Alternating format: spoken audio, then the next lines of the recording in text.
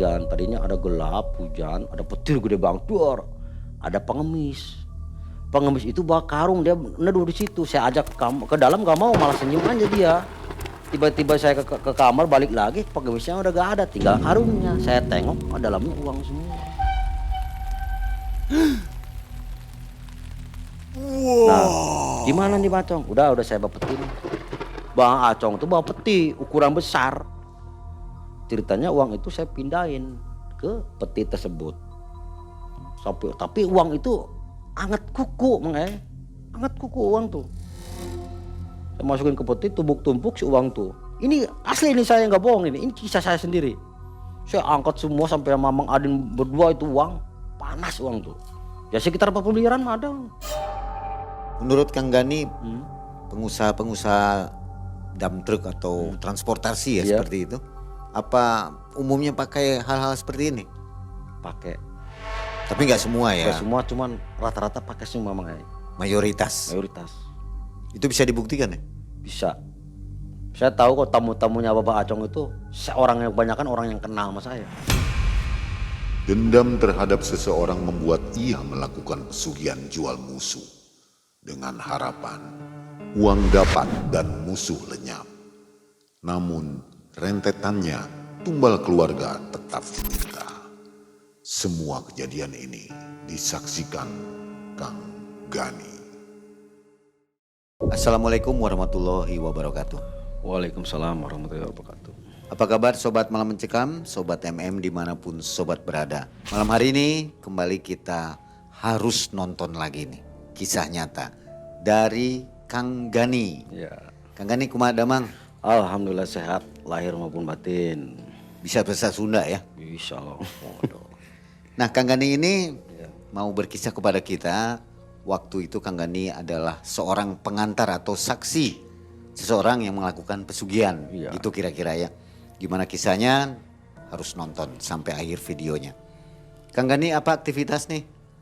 Saya ya dibilang di proyek gitu. Kerja proyek, Ya, kerja perumahan atau apa? Perumahan, kadang proyek pemerintah gitu kan. Gimana adanya job aja gitu. Kontraktor lah gitu ya. Baik, kisah ini terjadi di tahun 2013. Iya, 2013. Gimana perasaannya waktu nganter orang-orang itu melakukan pesugihan terus mereka berhasil atau mereka gagal gitu ya? Ya sebenarnya sih saya gak mau nunjukin, berhubung saya kasihan aja.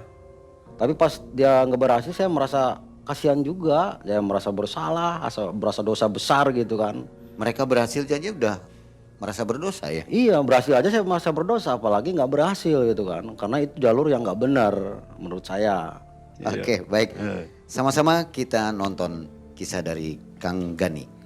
Malam mencekam, semakin malam semakin mencekam. Inilah Kang Gani.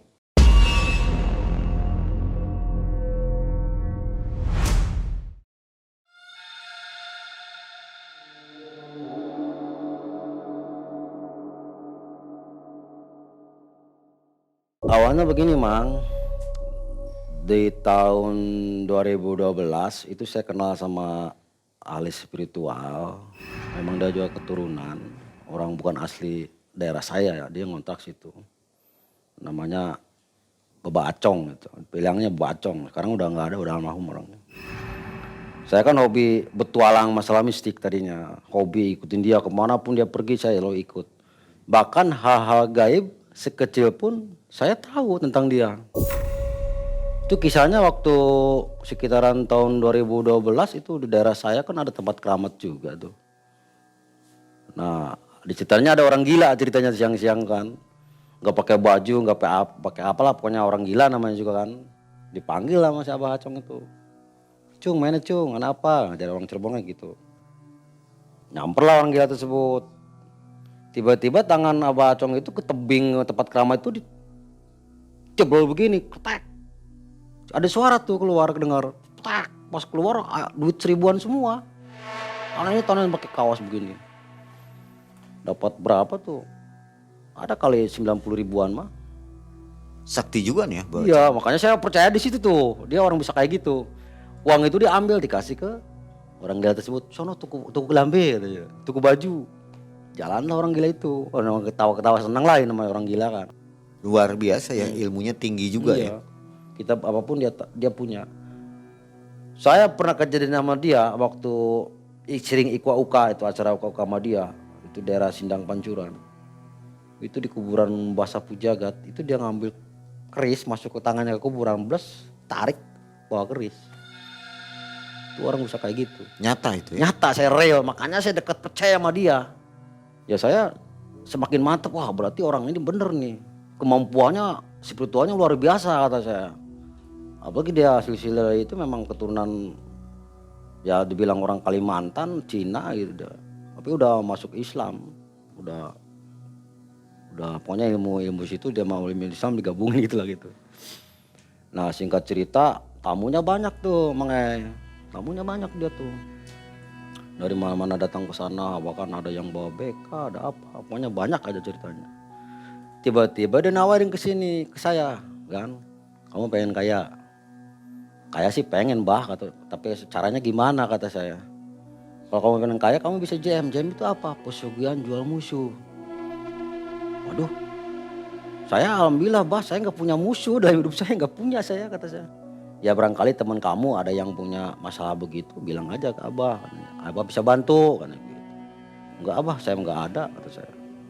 Tiba-tiba 2 hari kemudian saya dapat panggilan ke Jakarta, ada kerjaan. Nah, berangkatlah ceritanya saya ke Jakarta. Supir travel itu langganan saya. Dia curhat ke saya masalah keluarga dia, bahkan material dia punya material sampai ambles habis, semuanya hancur bangkrut semua, utang piutang di mana-mana. Gimana Gan, tolongin saya kan, saya gini nih. Banyak masalah, banyak utang, saya butuh uang banyak katanya. Saya ada solusi, saya nyupang juga gak apa-apa, dia bilang begitu. Saya ingat ke si Abah, pacar si Abah. Namanya Kang Adin, itu teman saya. Ada enggak Gan masalah pesugihan juga gak apa-apa dah. Ada, gak makan jiwa kata saya, namanya pesugihan JM. JM itu apa Gan? Jual musuh. Ayo antar saya. Nanti aja kalau saya udah kelar proyek kata saya. Berjalannya waktu, pulang saya dari proyek kelar, saya ketemu teman saya lagi satu lagi namanya Iwan. Nah, Iwan juga ngeluh lah sama saya, Gan, mobil saya ditipu katanya, dijual sama orang lain katanya mobilnya. Emang ceritanya gimana Wan? Saya ditipu, pokoknya mobil saya itu, mobil damtuk saya hilang, ditipu sama teman saya sendiri. Kata saya, ada gimana caranya katanya biar mobil itu kembali, apa bisa keganti dengan cara apapun katanya. Kamu siap Wan kalau cara JM? JM apa Gan? Jual musuh. Oke saya siap katanya. Kalau kamu mau saya antar ke rumahnya. Tapi saya gak mau ikut kata saya. Karena saya banyak kegiatan yang lain kata saya. Ceritanya singkat cerita saya kenalin sama Bacong. Setelah itu saya nggak inget lagi tuh masalah dia. Si Iwan itu nggak apa, pokoknya dia mau sukses apanya nggak tahu lah pokoknya. Ya itu waktu ketemu Iwan itu tahun 2009 kalau nggak salah. Kalau si Iwan mah yang pertama, itu cerita yang pertama 2009. Nah ketemu saya 2011 Iwan tuh. Tahu-tahu dia harus sukses. Mobilnya sampai 40 sekarang. Wan kamu sekarang kok sukses kata saya. Saya kan ngikutin usul kamu Gan. Saya lihat ke rumahnya, anak kamu kemana? Anak saya udah meninggal. Bisa jadi itu kan pesugihan kayak gitu kan tetap aja ya, makanya pasti ada aja kan. Wah udah singkat cerita itulah, pokoknya saya udah nggak mau cerita, saya nggak tahu lah cara-cara dia seperti apa, kita nggak ngikutin soalnya kan.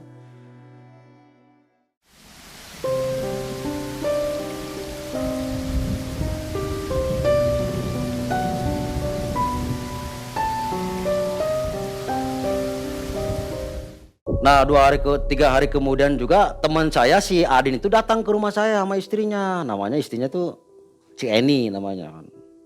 Gan tolong bantu saya katanya. Kata kamu kan nyeritain kemarin yang masalah JM. Anter. Kata saya Kang Adinnya udah siap belum dengan resiko-resikonya. Saya udah siap katanya kan. Apapun yang terjadi saya siap. Pokoknya saya udah gelap katanya. Saya anter tuh ke rumah Bacong. Assalamualaikum Bacong. Waalaikumsalam. Kamu Gan ada apa?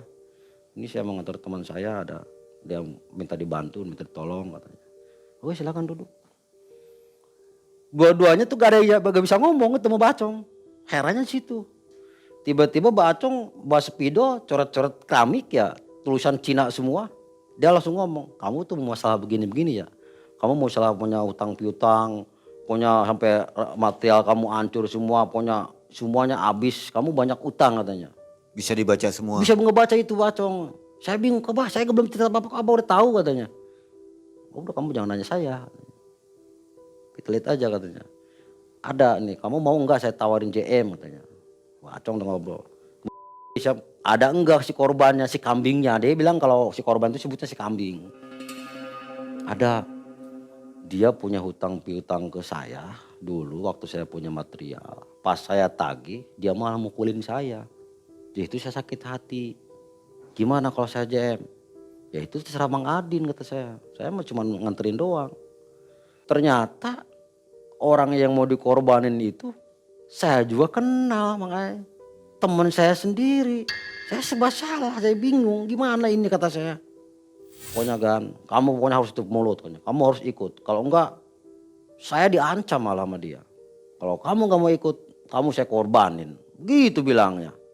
Ya saya takut situ. Nah ceritanya, persyaratannya kamu siap nggak ngadain uang sekitar 25 juta.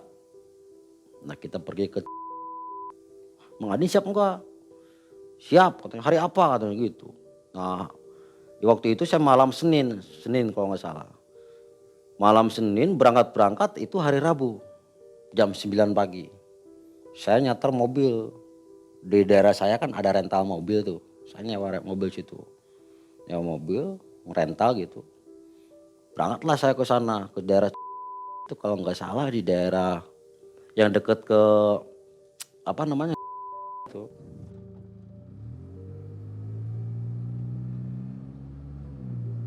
Di situ ada satu pulau, namanya Pulau. Itu sinyal HP pun nggak ada di situ.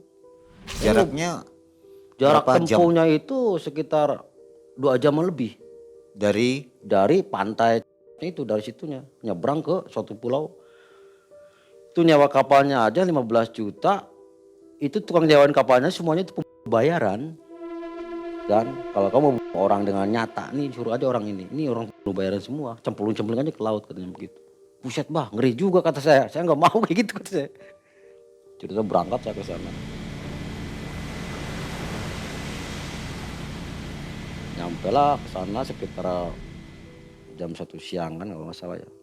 Iya jam 1 siangan lah. Pulaunya sih nggak begitu besar, cuman kayak siang bolong aja kayak sepi banget, suara angin pun nggak ada. Herannya situ, nyamuk pun nggak ada, padahal hutan semua. Nah, saya bikin tenda di situ, saya, Mang Adin, Beni istrinya, sama Bacong. Saya berempat sana. Ada penduduk di situ? Gak ada, itu pulau tanpa penghuni. Bikin tenda ceritanya, si Abah tuh ritual. Si Abah langsung ritualnya itu bawa foto si kambing itu yang si korbankan, fotonya 4 biji sama cat warna-warni, ada warna merah, hitam, putih, nggak salah. Si cat itu diolesin ke 4 foto tersebut dengan warna yang berbeda dan dikasih alamat orang korban tersebut. Nah setelah itu kita nggak tahu lah masalah kayak gitu kan, cuma lihat doang kan gitu. Masalah jampe apa kita nggak tahu kan, tahu-tahu si foto itu dia lempar ke laut. Tiba-tiba apa kali seperempat jam lah kalau nggak salah. Air laut itu bulok, hitam semua. Wah, pokoknya ada sekitar setengah jam mulok. Sahabat tetap aja di laut begini. Dia semedi langsung masih namanya tirakat lah gitu. Mulok si air laut itu mulok. Setelah itu redah lagi. Tiba-tiba si Abah bilang ke saya, Bah, saya nanya ke Abah, Bah gimana Bah? Udah diterima katanya kambingnya. Maksudnya Bah, itu tadi suara itu air laut yang kamu lihat kan ya? Itu kereta kencana Nyi Blorong. Ternyata yang UJM itu larinya ke Nyi Blorong, Mang Ei. Saya nggak tahu ternyata Nyi Blorong itu pusatnya di situ. Udah sekarang masuk aja ke tenda katanya. Masuk semua ke tenda, tahu-tahu ada angin puting beliung. Itu siang, sekitar jam 3-an sore lah, pokoknya masih siang kan. Angin puting beliung, pokoknya. Tiba-tiba angin reda, ada suara kicik, kelilingin itu tuh, ngelilingin tenda saya. Saya mau tengok, jangan ditengok. Saya maksa, orangnya kan bandel saya mah. Saya pengen tahu bah apaan sih yang keluar kata saya. Saya kan orang penasaran terus orangnya. Saya tengok ada babi. Tapi babi itu ekornya panjang, ada rambutnya panjang, tapi mukanya seperti manusia, tapi babi. Itu saya langsung, wah ada apa? Kata saya juga apa, kata apa? Jangan keluar kamu bandel sih katanya. Udah gak apa-apa katanya. Nah singkat cerita si Abah tuh langsung riung sama saya berempat ngobrol. Sekarang Bang Adin katanya, Kang Adin semuanya udah diterima, bahwa si kambing udah diterima sama Nyi Ratu katanya. Sekarang kita pulang, kita tunggu hasilnya di rumah. Kalau masalah uangnya gimana Bang? Udah kamu jangan bilang aja uang, nanti juga uang ada di rumah. Begitu, siapa bilang begitu. Saya langsung pulang, ke Cirebon pulang. Waktu itu kan kita pulang ke rumahnya masing-masing dulu lah gitu, nenangin pikiran. Saya juga kan sama istri kan pertanyaan banyak. Kemana aja si A katanya, 2 hari gak pulang-pulang. Udah kamu tahu apa sih katanya gitu. Banyak pertanyaan sama istri, tetap aja sama istri kan anak nyariin gimana. Dia pulang ke rumahnya, saya juga pulang ke rumahnya. Tiba-tiba Adin telepon ke saya. Gan, sekarang ke rumah juga. Ada apa? Udah ke rumah aja katanya, rumah. Hujan, saya hujan-hujanan ke rumah dia tuh. Bawa motor sekencengnya saya. Oh, dia ngomongnya tegang sih. Pas ke rumah, ada apa Mang Adin? Kamu kesini katanya. Itu liatin di depan ada karung katanya. Karung apa ya? Karung kok ditakutin? Pokoknya kamu lihat karung itu dalamnya apa katanya. Saya langsung nyamperin ke sana. Pas saya buka, duit semua. Sekitar 40 miliaran ada. Itu merah semua duit. Tapi pas saya buka, lembarannya itu belang. Sebelah uang pecahan 50 ribu, sebelah 100 ribu. Satu lembar itu. Makanya saya bingung kok uang bisa begini kata saya. 40 miliar, berarti berapa karung itu? Pokoknya satu karung tapi karungnya gede itu. Karung goni itu. Iya memang si Abah juga bilang sekitar 40 miliaran itu harga kambing itu. Perkiraan ya. Perkiraan si Abah. Ya saya juga nebak segitu soalnya si Abah juga.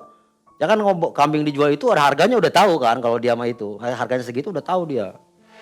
Sekitar 40 miliaran. Saya tengok, saya nelpon sama Bah, gimana ini ada uang 1 karung di depan rumah Kang Adin. Udah amanin aja ke kamar katanya.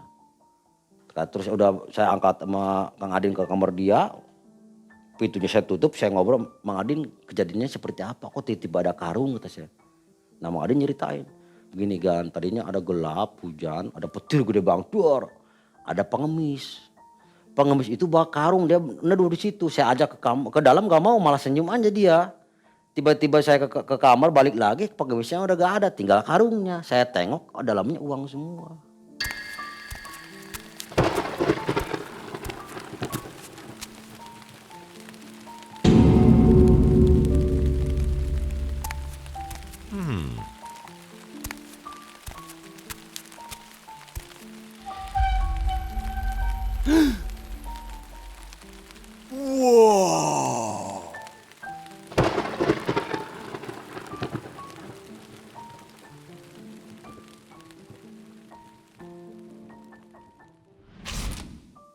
Nah saya nelpon, oh gitu Bang Adin. Terus saya nelpon lagi Bang Acong gimana nih? Udah saya ke sana katanya. Bang Acong ke sana nyamper ke rumah Bang Adin ceritanya situ. Nah gimana nih Bang Acong? Udah saya bawa peti nih. Bang Acong tuh bawa peti ukuran besar. Ceritanya uang itu saya pindahin ke peti tersebut. Tapi uang itu anget kuku Mang anget kuku uang tuh. Saya masukin ke peti, tumpuk-tumpuk si uang tuh. Ini asli ini saya nggak bohong ini kisah saya sendiri. Saya angkat semua sampai sama Mang Adin berdua itu uang, panas uang tuh. Ya sekitar 40 miliaran ada. Seumur umur saya baru megang uang segitu. Saya di proyek nggak pernah nyampe uang segitu, nggak pernah saya. Taruh, ceritanya di peti, ditutup, kasih bunga katanya. Tebacong kasih bunga, dilempar bawa karpetnya kasih bunga. Pintu jangan ada yang masuk ke dalam rumah ini. Pintu tutup katanya kamar ini, tutup. Keluar saya ngeriung ngobrol lagi. Gimana Bang Acong ini, saya pengen penjelasan sejelas-jelasnya. Kata saya, kok ini uang begini-begini. Karena saya udah bilang, uang itu akan datang sendiri. Tapi uang kayak gitu mana ada yang mau nerima, kata saya kan. Separohnya 100.000, separohnya 50.000. Mana ada yang mau terima, kata saya kayak gitu kan. Iya kau itu bilang semua. Udah, kamu jangan banyak tanya. Sekarang saya dari Bu Ratu bilang ke saya, kalau uang itu mau sempurna, warnanya merah semua, kamu cari sirih merah yang bolak-balik merah semua. Sirih merah kan banyak, bukan sirih merah itu kan atasan doang, bawahnya pasti hijau kan. Terus kemana? Ya kamu cari tahu kemana, katanya. Udah, saya antar, kata Pak Acong. Adanya di kuburan Bung Karno di Blitar. Saya ke sana, saya ke Blitar. Barang-barang berempat nyawa mobil lagi, kata saya. Untuk biaya mau udah habis berapa juta itu nama si Adin itu buat ngebiayain masalah JM ini.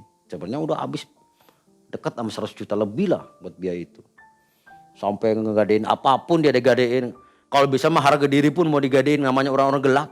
Kata saya udah nasihatin, makanya di pertengahan jalan sudah nasihatin dia. Bang Adin kalau bisa mah berhentilah, kata saya. Saya juga menyesal ngasih tahu ke Bang Adin kayak gini tuh. Udah kan udah kepalang tanggung, kepalang basah, katanya. Masa kita perang kalah duluan, katanya. Enggak, pokoknya apapun yang akan terjadi akan saya lakukan.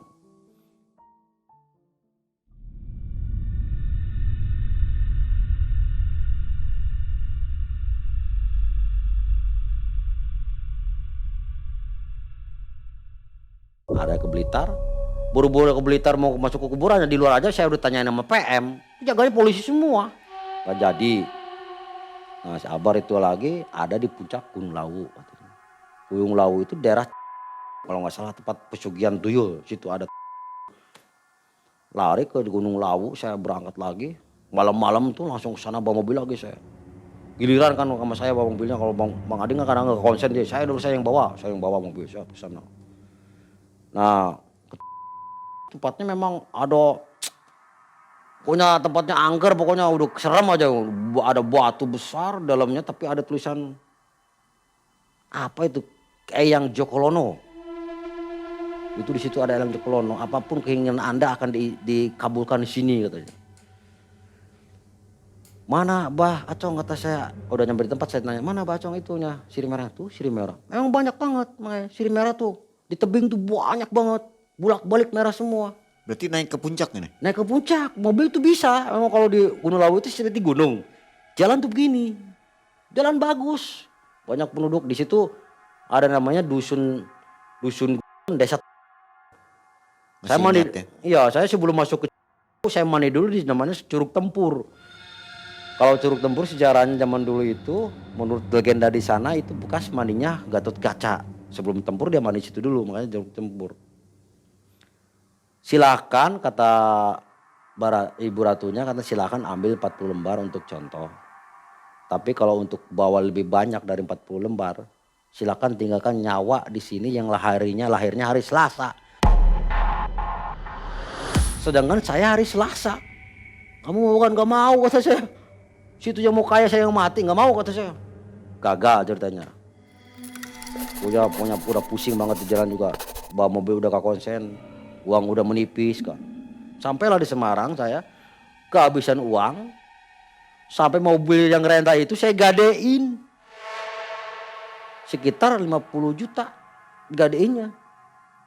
Saya naik bis umum cerita itu. Saya pulang naik bis umum, bawa duit segitu. Pikir saya ada uang segitu di rumah udah ada, bisa nebus. Uang 50 juta mah apaan sih, enteng, kata saya gitu. Udah gadein mobil tersebut. Datang ke rumah. Nah si Abah minta lagi, memohon lagi ke Ibu Ratu. Ibu Ratu katanya, dia kan secara batin dia ngobrol sama saya sendiri. Ngomongnya gimana Bah? Saya memohon lagi Ibu Ratu. Ada syarat lagi. Syaratnya itu harus nyari minyak Yaman Raja yang 100 mili. Adanya di Malioboro, Jogja. Lebih jauh lagi saya tuh. Saya lari ceritanya, gimana nih Mang Adin? Udah berangkat lagi, uang masih ada ini. Harganya 25 juta satu mili, 100 milinya. Berangkat ceritanya ke sana lagi, ngerental mobil lagi saya. Yes. Si rentalan yang saya rentalin itu saya nggak rental ke situ, saya pindah rental lagi. Karena takut tanyain masalah mobil. Berangkat ke sana, ketemulah namanya, nyampelah saya di Malioboro itu, ketemulah toko Arab tersebut.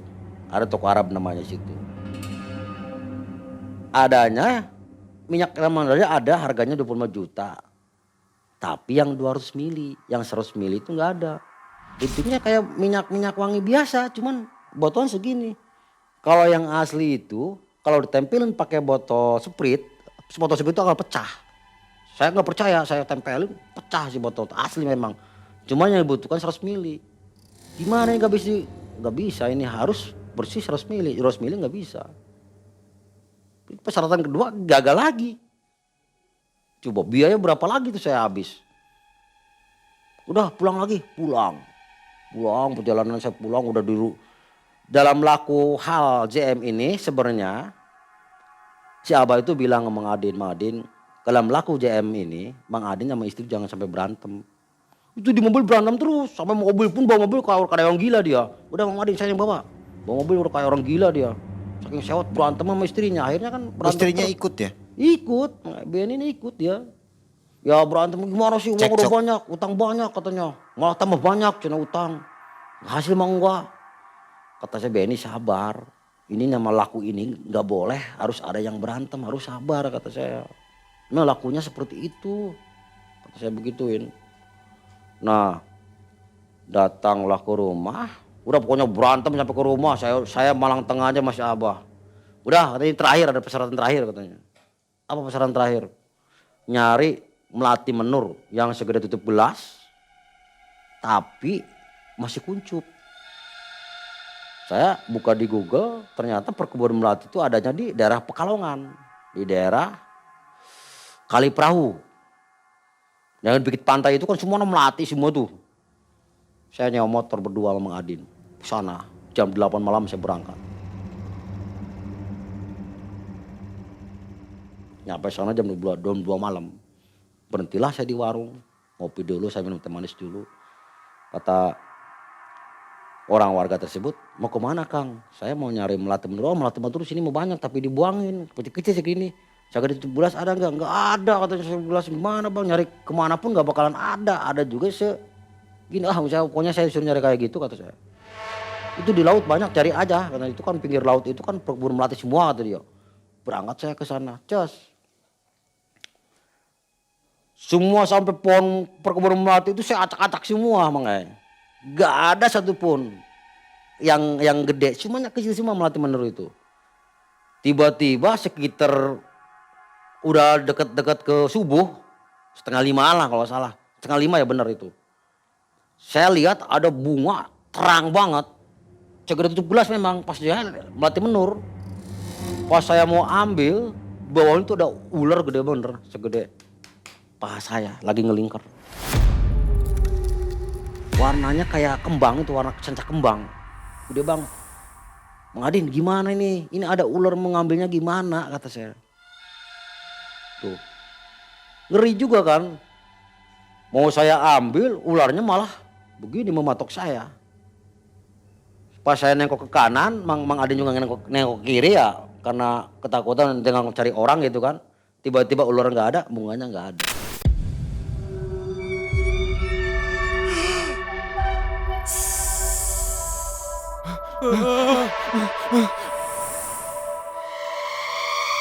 Udah Mang Adin berhenti aja kata saya, udah jangan dilanjutin ini mungkin kita akhirnya akan sesat ini kata saya.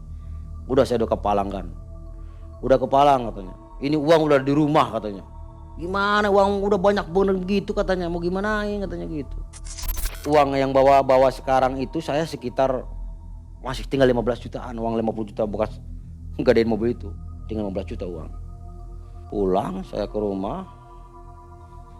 Wah, cerita aja singkat ya ini nggak udah perjalanan mau diceritain nggak ada keanehan di perjalanan. Saya berangkat sampai ke rumah, berhenti.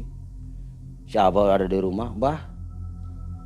Sekuat tenaga pun kerja apapun persyaratan saya lakonin, tapi semuanya nihil, semua nggak ada sama sekali yang berhasil. Gimana ini Bah? Ya ini harus berhasil sebenarnya, melati menur itu persyaratan terakhir. Kalau selama 40 hari itu melatih menurun nggak ditemukan, uang itu akan hilang. Duh gimana Bang? Wah stres semua itu pokoknya, stres.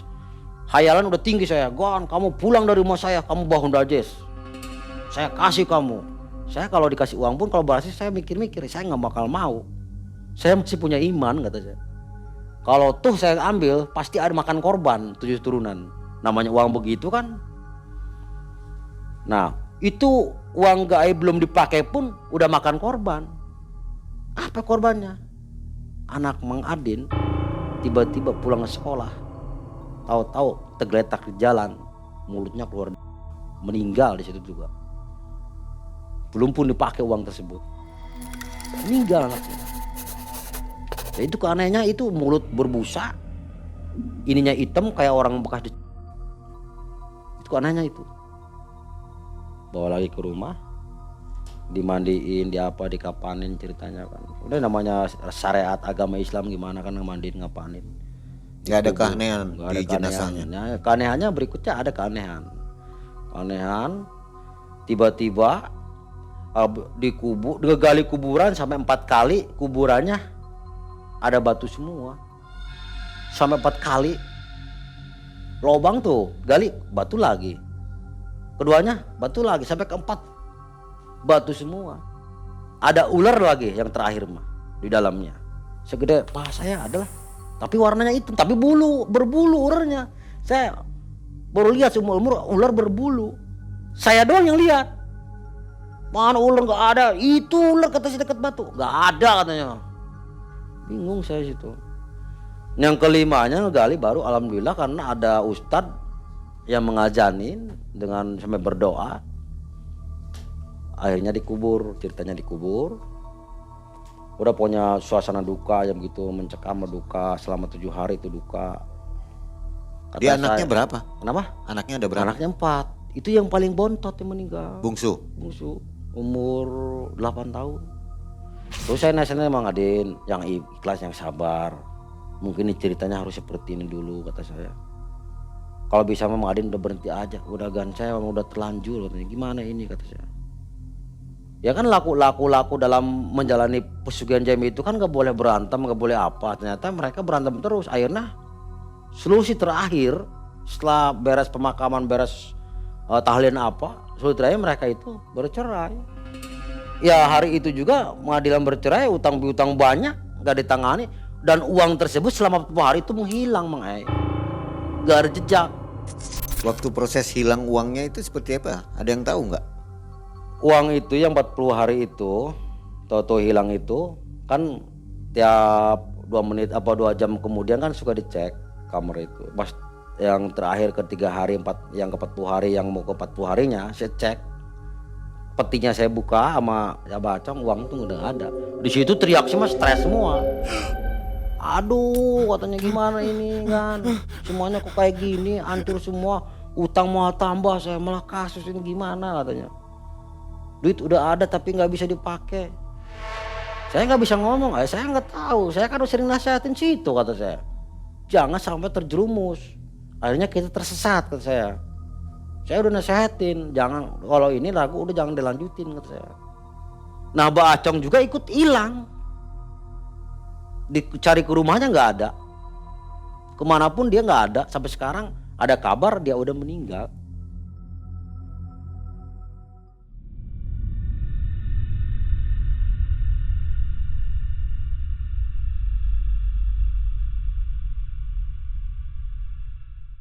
Si musuhnya mati nggak tuh? Si musuhnya stres aja, kejadian stres sampai sekarang stres, lengap.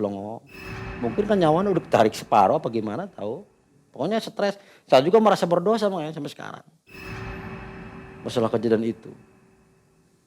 Nggak mau nganter gimana teman itu juga yang si korban mau dikorban teman saya sendiri kan. Nah masalah kisah mobil.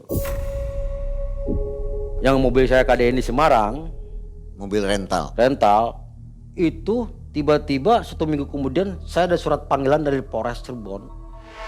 Saudara Gani, Adin, Eni, Acong diharap datang ke Polres Cirebon. Anda terlibat penipuan mobil dan penggadaian mobil. Nah, saya waktu itu udah berangkat ke Tangerang, lagi pegang proyek. Saya telepon Mbak Din, bersihkan nama baik saya, kata saya. Kalau kalian bersihkan, saya akan ungkap semua. Saya gitu. Tenang Gan, nama baik kamu akan saya bersihkan. Alhamdulillah nggak sampai sekarang nggak ada kabar apapun tentang kepolisian, aman saya. Tapi kalau yang lain nggak tahu, saya nggak berhubungan lagi dengan mereka soalnya. Tapi sekarang saya lihat kehidupan mereka itu udah masing-masing punya bendera sekarang. Mang Adin sekarang punya rumah makan, alhamdulillah. Kalau istrinya menikah sama orang tetangga kabupaten sama pemborong. Kalau mobil nggak ada masalah sih, dia nanganin sendiri. Saya angkat tangan, kata saya nggak makan duit juga, enggak saya, kata saya. Saya cuma ikut pengantar doang kemana-mana pun. Tahu Mang Adin sukses dari mana? Saya tahu Mang Adin sukses dari saudaranya. Kalau Mang Adinnya saya nggak pernah ketemu. Dari mana asal kesuksesannya? Dia suksesnya, dia yang saya tahu itu saudaranya dia nikah sama istrinya itu pengusaha restoran. Bukan melakukan pesugihan, bukan, tapi dia udah punya cabang lagi. Jadi udah kerja sama modal juga, dia punya cabang lagi. Kalau istrinya saya tahu karena kalau istrinya dulu pernah komunikasi sebentar sama saya, nawarin proyek. Suami saya sekarang pemborong, katanya kamu mau ngeborong proyek daerah saya, katanya. Kata saya nggak bisa Benny, saya masih sibuk di Tangerang, kata saya. Kerjaan saya banyak, katanya. Suami saya sekarang udah ini, katanya udah jadi pemborong. Kamu kalau bawa tenaga jangan sampai silaturahmi putus, tetap sama si Adin bawa, dia kan supir langganan kamu, katanya, kalau Tangerang. Iya Benny, saya minta maaf, kata saya. Dia juga sama saya minta maaf ngerepotin kamu. Ya ini yang saya bisa bantu seperti ini. Kalau toh tidak berhasil, ya mungkin Allah ngasih jalan buat kita tidak melakukan hal seperti itu. Makanya intinya namanya pesugihan itu tidak selamanya berhasil. Oh karena jalan haram itu, kata orang kan jalan haram itu gampang. Kata siapa gampang? Buktinya ini susah.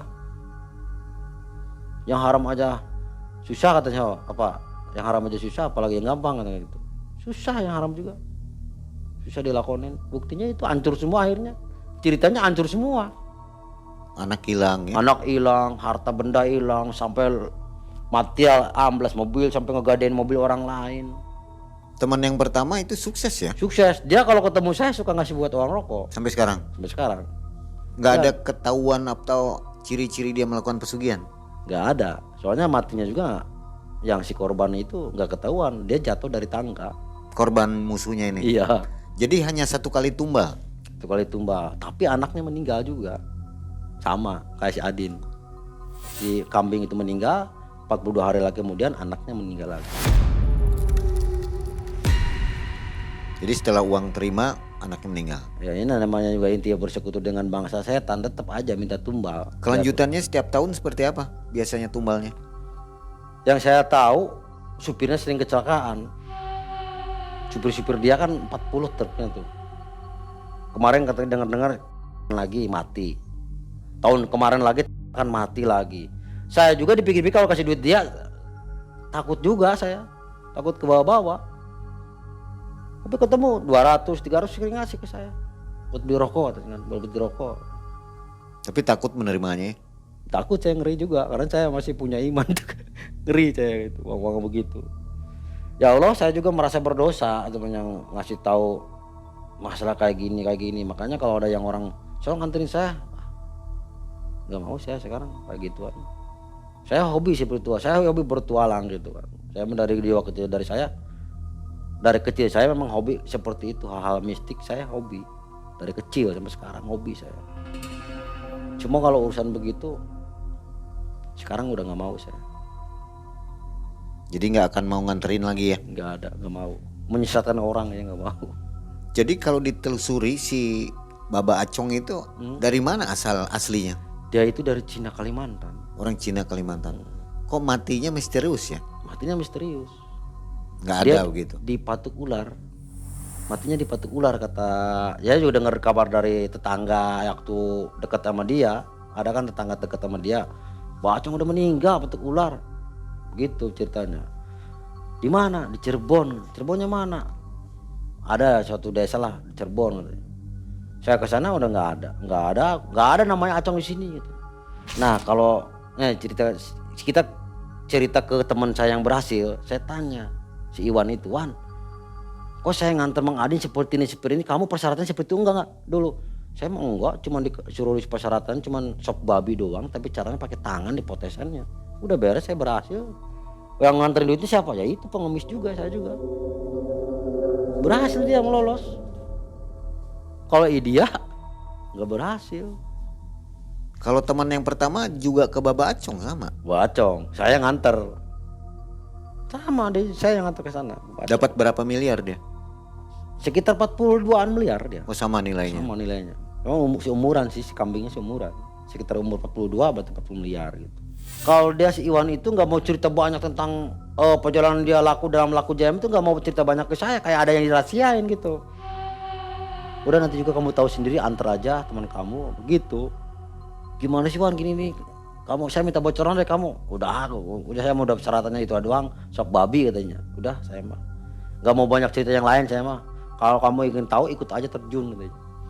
Di situ saya dapat motivasi, pengen tahu. Oh, Penasaran. ternyata terjunnya puyeng nggak seperti ini. Orang yang lakunya aja puyeng, saya ke bawah puyeng gitu. Jadi dengar cerita korbannya itu supir ya? Supirnya yang meninggal. Supirnya itu tiap tahun saya dengar. Nggak pada takut yang lain denger itu? Ya udah, atau nggak tahu mungkin? bisik-bisik mah udah banyak yang takut. Bisik-bisik namanya orang butuh usaha, butuh kerja ya, apapun risiko kan tanggung. Paling bilang wah itu mau kecelakaan. Tiap tahun ya? Tiap tahun mati terus supirnya. Setiap ada tumbal armada jadi tambah banyak. Nambah lagi. Dulu waktu saya ketemu dia mobil 40 lebih. Sekarang mungkin udah berapa? Itu tahun 2016. Itu 40 mobil. Sekarang saya udah sering ketemu, tapi nggak pernah main ke rumahnya karena beda kecamatan, beda desa, jauh. Kalau saya mau ketemu dia harus ke rumahnya gitu kan. Orang udah jadi bos. Bahkan saya ditawarin sebuah mobil dia. Kalau kamu nganggur tuh bawa mobil dump truck saya ada satu yang masih bagus katanya. Nggak mau kata saya. Tahu sejarahnya ya? Iya. Udah saya minta duitnya aja buat rokok kata saya gitu. Kasih lu minta aja nih duit, kalau nggak bisa gua kasih, katanya nggak minta juga katanya gitu. Menurut Kang Gani, pengusaha dump truck atau transportasi ya seperti itu, apa umumnya pakai hal-hal seperti ini? Pakai. Tapi nggak semua ya? Nggak semua, cuman rata-rata pakai semua makanya. Mayoritas. Itu bisa dibuktikan ya? Bisa. Saya tahu kok tamu-tamunya Bapak Acong itu orang yang kebanyakan orang yang kenal sama saya. Biarpun saya nggak nganter. Dan bisnisnya seperti ini semua? Ada yang bisnis dagang. Oh macam-macam? Ada yang di mobil. Bahkan orang Solo pun dagang bakso yang tadinya 12 kilo sehari itu bisa sampai 50 kilo habisnya. Cuma ngasih uang 5 juta tiap bulan ke Bapak Acong. Sehari 50 kilo keluar habis baksonya. Dari 12 kilo sampai 50 kilo. Tapi tiap bulan itu harus nyuntik selama 5 juta. Untuk? Ya untuk ke Bapak Acong ngasih uang. Oh store-nya ke Bapak Acong? Iya. Mending ya? Mending. Nggak nyawa gitu? Nggak nyawa, cuman ya gitu. Ya mungkin bawa pasukan gaibnya taruh di warung dia, suruh makirin orang yang sudah jajan semua. Bisa jadi kan gitu itu, namanya bangsa jin. Kita nggak tahu. Kenapa Mang Adin nggak milih yang gampang itu ya? Kalau Mang Adin kan bukan tadinya nggak dagang dia di mobil kan. Tujuannya bayar utang. Terus kan dia punya dendam juga sama seseorang. Karena pelaku jam itu akan berhasil kalau si korban itu masalahnya hutang piutang. Sepertinya Bang Ai punya hutang ke saya, Bang Ai. Saya tagih, Bang Ai ngomong gak enak ke saya. Udah kena di jam itu. Nah itu ditagih, si kambing itu ditagih, si korban itu dipukullah dia pakai helm ceritanya, makanya dendam. Dia gitu. Dengan cara menjual musuh, jadiin uang itu. Kang Gani berani menceritakan ini di publik ya, maksudnya di Malam Mencekam nih. Iya. Banyak orang yang nonton. Iya. Tentunya berani karena Bapak Acong sudah meninggal ya. Iya. Kalau masih hidup mungkin nggak berani nih. Ya nggak berani. Yakin pasti nggak berani Iya, ya. Dia tahu pergerakan saya tiap hari, tahu Pak Acong. Kamu di mana sekarang? Kamu di situ ya. kamu sama istri kamu jalan kemana? Tahu dia. Udah jadi kayak asisten aja. Saya itu kayak remote sama dia. Kamu ke rumah sekarang. 5 menit harus ada di rumah. Gitu. Soal kalau Padahal suruh- bukan apa murid atau apa. Bukan, cuman saya udah deket sama dia, suka ngikutin dia. Untuk sobat Malam Mencekam, ada pesan nggak dari pesugihan ini? Untuk sobat-sobat malam mencekam, saya cuman ngasih pesan moralnya. Kalau bisa harus bisa lah. Jangan sekali-kali ikut namanya pesugihan, apalagi JM, semacam apapun. Itu namanya sesat dan akhirnya akan hancur semua. Tahwara kita juga bakal hancur semua. Itu nggak ada manfaatnya sama Tinggal sekali. tunggu waktu. Tinggal tunggu waktu aja. Seperti teman yang pertama tadi. Seperti teman saya. Masih berjalan. Masih ya? berjalan. Kita lihat aja akhir cerita ini. Semua itu bakal ada finish. Saya yakin kalau kita jalan yang baik, kita akan menghasilkan yang baik. Tapi jalan buruk, sekarang baik, nanti juga akan buruk. Itu keyakinan saya. Dan itu pasti fakta. Semua orang pasti yang imannya kuat pasti memahami. Ya, sobat Malam Mencekam, itu pesan moral dari Kang Gani ya. Baik sobat Malam Mencekam, sampai di sini dulu. Ya. Terima kasih Kang Gani. Yes. Dan sobat, kita akan jumpa di video selanjutnya. Assalamualaikum warahmatullahi wabarakatuh. Waalaikumsalam warahmatullahi wabarakatuh.